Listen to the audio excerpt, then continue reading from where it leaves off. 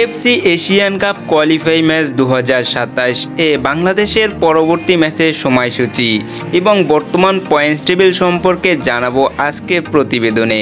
আপনি যদি প্রতিদিনের সকল প্রকার খেলাধুলার আপডেট পেতে চান অবশ্যই চ্যানেলটিকে সাবস্ক্রাইব করে রাখবেন এবং ভিডিওটি যদি ফেসবুক পেজ থেকে দেখে থাকেন অবশ্যই পেজটিকে ফলো দিয়ে রাখুন।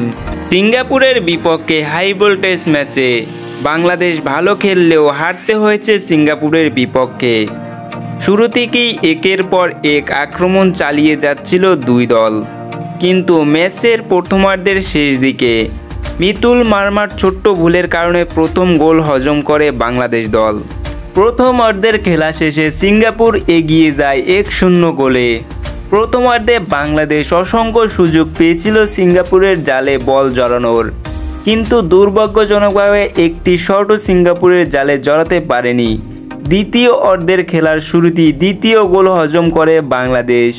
হতাশ হয়ে পড়ে সবাই। সিঙ্গাপুর এগিয়ে যায় 2-0 গোলে। তবে দ্বিতীয় অর্ধের মাঝামাঝি সময় হামজা চৌধুরীর অ্যাসিস্টে গোল করেন রাকিব হোসেন। স্বস্তি ফিরে পায় হাজার হাজার দর্শক। এরপর বাংলাদেশ একের পর এক আক্রমণ চালায় সিঙ্গাপুরের গোলে, কিন্তু শেষ পর্যন্ত 2-1 গোলে হেরে যায় বাংলাদেশ। এবার চলুন দেখে আসি বাংলাদেশের পরবর্তী ম্যাচের সময়সূচি এবং এশিয়ান কাপ বাছাই পর্বে বর্তমান পয়েন্ট টেবিলে কোন দল কোথায় অবস্থান করছে। বাংলাদেশের পরবর্তী ম্যাচ অনুষ্ঠিত হবে হংকংয়ের বিপক্ষে। এই ম্যাচটি অনুষ্ঠিত হবে 9 অক্টোবর 2025। এএফসি এশিয়ান কাপ বাছাই পর্ব 2027। বর্তমান পয়েন্টস টেবিলে 1 নম্বরে রয়েছে সিঙ্গাপুর। মোট ম্যাচ খেলেছে 2টি, জয় পেয়েছে 1টিতে, হার নেই, ড্র 1টিতে। বর্তমান পয়েন্ট 4। পয়েন্টস টেবিলে 2 নম্বরে রয়েছে হংকং। মোট ম্যাচ খেলেছে 2টি, জয় পেয়েছে 1টিতে, হার নেই, ড্র 1টিতে। বর্তমান পয়েন্ট 4। পয়েন্টস টেবিলের 3 নম্বরে অবস্থান করছে বাংলাদেশ।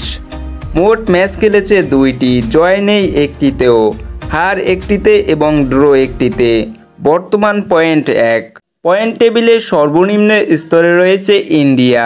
তারা 2টি ম্যাচ খেলে জয় পায়নি 1টিতে, হেরেছে 1টিতে, ড্র করেছে 1টিতে। বর্তমান পয়েন্ট 1। আপনি যদি প্রতিদিনের সকল প্রকার খেলাধুলার আপডেট পেতে চান অবশ্যই চ্যানেলটিকে সাবস্ক্রাইব করে রাখবেন এবং ভিডিওটি যদি ফেসবুক পেজ থেকে দেখে থাকেন অবশ্যই পেজটিকে ফলো দিয়ে রাখুন।